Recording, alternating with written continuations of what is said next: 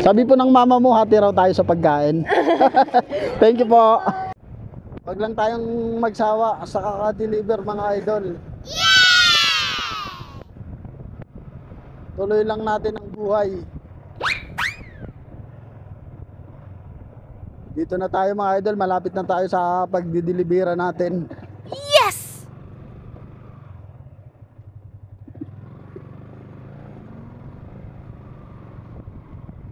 Tatawagan pa natin yung customer natin.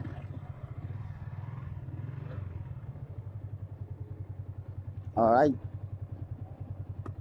Tawagan muna natin kasi pinapatawagan nung nag-order yung mami niya. Tawagan muna natin. Woo! Hello po, ma'am, may grab food po rito ma'am para sa iyo raw. Okay. Sabi po ng mama mo, hati raw tayo sa pagkain. Thank you po. Alright guys, okay na.